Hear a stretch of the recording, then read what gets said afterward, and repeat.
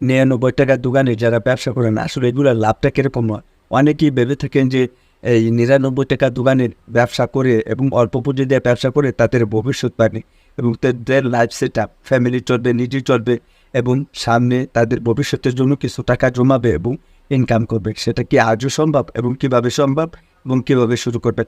আসসালামু আলাইকুম। কেমন আছেন সবাই? আশা করি সবাই ভালো আছেন। আলহামদুলিল্লাহ আমিও ভালো আছি। আপনারা দেখতেছেন রবিউল বলক ইউটিউব চ্যানেল। ইউটিউব চ্যানেল থেকে সবাইকে স্বাগতম। অনেকেই রিসেন্টলি আমাকে কমেন্ট করে থাকেন যে ভাই অল্প টাকার ভিতরে এবং কম টাকার ভিতরে কোনো ব্যবসা করা যায় কিনা। সো আজকের ভিডিওটি শুধু তাদের জন্য। ৳৯৯ আপনারা এই ধরনের একটি ব্যবসা করতে পারেন। অর্থাৎ ৳৯৯ যে প্রোডাক্টগুলো আছে সেই ধরনের প্রোডাক্টগুলো আপনারা নিয়ে ব্যবসা করতে পারেন। সো এই ধরনের ব্যবসা করতে হলে প্রোডাক্টগুলো কোথা থেকে আনবেন?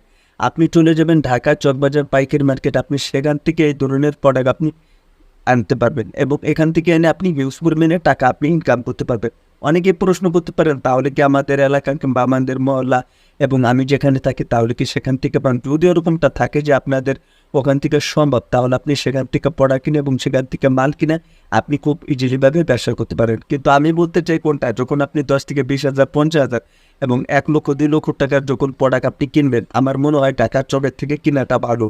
ঢাকা চকবাজার এরকমই একটি মার্কেট, বাংলাদেশের ভিতর বড় একটি পাইকারি মার্কেট, নামকরা একটি মার্কেট। এখানে আমরা সবাই জানি। আর এখান থেকে অনেকে বলতে পারেন তাহলে এখান থেকে মাল তো 2 নম্বর হয় এবং আমরা 1 নম্বর কোনো মাল পাই না। বাট আপনাকে চিনে আনতে হবে এবং আপনি যদি না চিনে আনতে পারেন তাহলে তো আপনার জন্য 2 নম্বর হবেই। ওখানে 1 নম্বর আছে, 2 নম্বর আছে। বাট আপনি কোনটা নেবেন? ওখানে আপনাকে সামনেই আছে, দেখবেন যে যখন আপনি ঢাকা চকবাজার পাইকারি মার্কেট যাবেন, একটা দোকান নাই, 2টা দোকান নাই, একটা গল্লি নয়, 2টা গল্লি নয়, হাজার হাজার গল্লি আছে, হাজার হাজার দোকান আছে। সো আপনি কোন দোকানের থেকে প্রোডাক্ট কিনবেন এবং একটা দোকান ছাড়া আপনি 5টা দোকান যাচাই বাছাই করবেন। আপনার নিজের ভুলের জন্য আপনি দোকানদারে কোনো দোষ দিতে পারবেন না, এটা আমি বলতেছি। কেননা দেখা যেতেছে যখন আপনি একটা প্রোডাক্ট কিনবেন, আপনার সে মানে ওখানে রেট দেওয়া থাকে। যেরকম যদি আমি আচারের কথা বলি তাহলে দেখা যেতেছে আপনার 40 থেকে শুরু করে ৳40, ৳45, ৳50, ৳55। আচ্ছা, যেটা 2 নম্বর সেটার রেটটা একটু কমই হবে। এখন যদি আপনি কম দামে মাল এনে যদি আপনি বলেন যে ভাই আমাকে 2 নম্বর মাল দিছে, তাহলে হবে না। দোকানদারের কোনো দোষ দেওয়া যাবে না। দোষটা আপনার নিজেরও হতে পারে।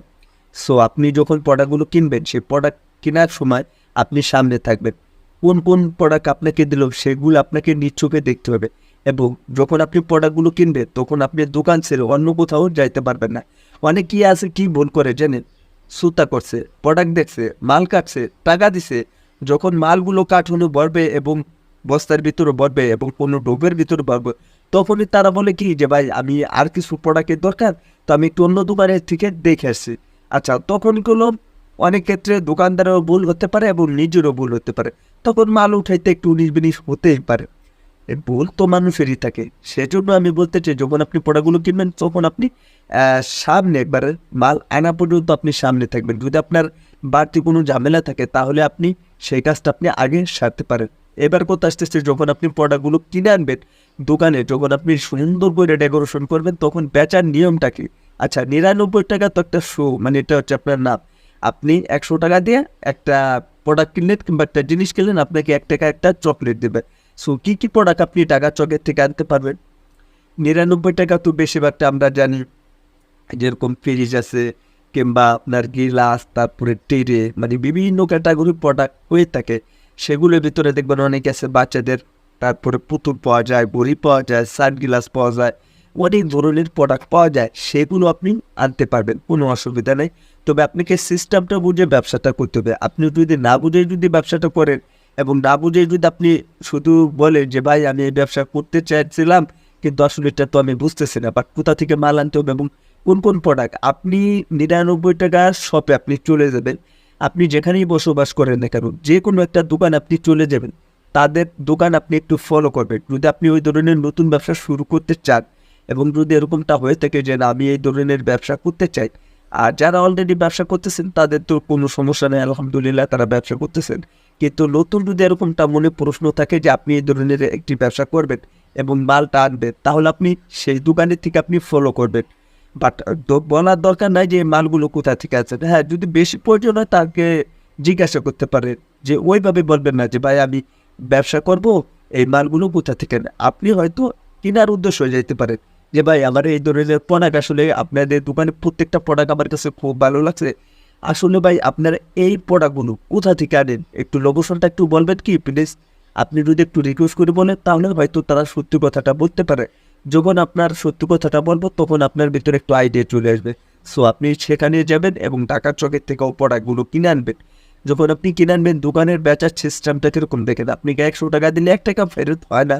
বাংলাদেশে ঢাকার ভিতরে চলে কিন্তু আমাদের ফরিদপুর ওইদিকে 1 টাকা চলেই না ধরতে গেলে। তো আপনি কি করবেন, 1 টাকার একটা চকলেট দিয়ে দেয়। অনেকে আছে আবার 1 টাকা নাও নেয় না।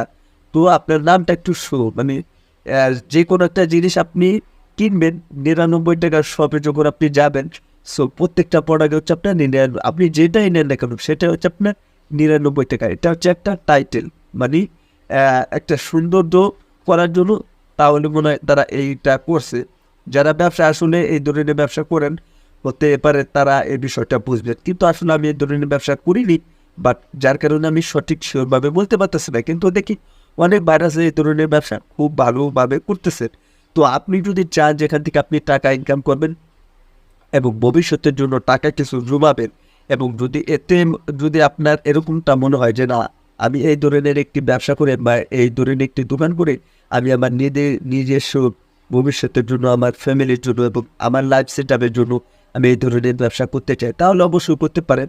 আর যাদের মনে চিন্তা ভাবনা যে আসলে কত টাকা পুঁজি লাগতে পারে এই ধরনের যদি আপনি ব্যবসা করতে চান, আপনার ম্যাক্সিমাম 1 লক্ষ টাকা লাগবে। আপনার ম্যাক্সিমাম অনেকে বলতে পারেন 1 লক্ষ টাকা কী হয় ভাই?